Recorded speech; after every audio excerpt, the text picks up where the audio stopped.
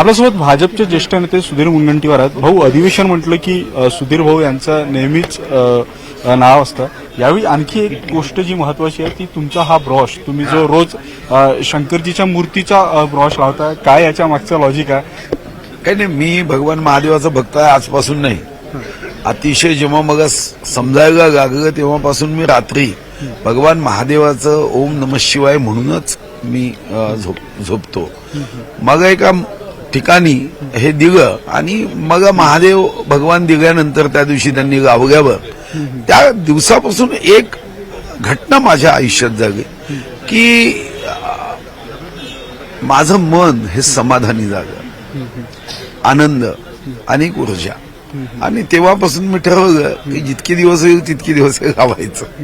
भाऊ, तुम्ही समाधानी म्हटलं, राजकारणात आहे, समाधानी म्हणणं एक तर तुम्ही मंत्री नाही आहात, त्यामुळे या समाधानी म्हणण्याचे नेमके अर्थ काय आणि महादेवांनी याच्यात काय म्हणजे तुम्हाला समाधान मिळेल? शेवटी देवावरची श्रद्धा ही आपल्याला शक्ती देते, ऊर्जा देते.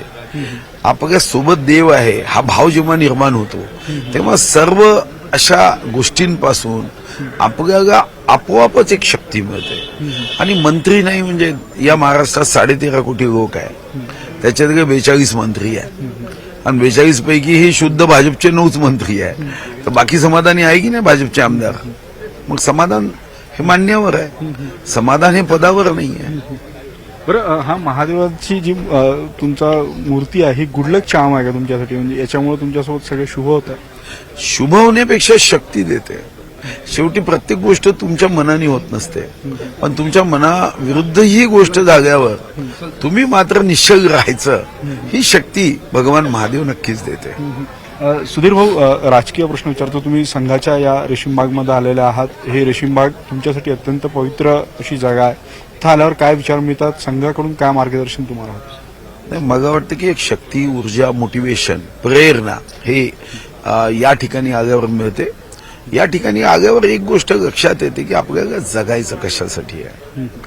देहाकडून देवाकडे जाताना देश लागतो आणि देशाला आपण काहीतरी देणं लागतो. हे स्वातंत्र्यवीर सावरकरांचं वाक्य हे जेव्हा संघभूमीत येतो तेव्हा पुन्हा पुन्हा आठवतं की भगवा हा जो संघाचा ध्वज आहे, भगवा याचा अर्थ भयरहित, गर्वरहित आणि वासनारहित असं जीवन जगण्याची शक्ती इथून प्राप्त होते. भाऊ, पृथ्वीराज चव्हाण यांनी काही दिवसाआधी म्हटलं होतं की 19 डिसेंबरला मराठी माणूस पंतप्रधान होईल. आता 19 डिसेंबरला काहीच दिवस शिल्लक आहे. या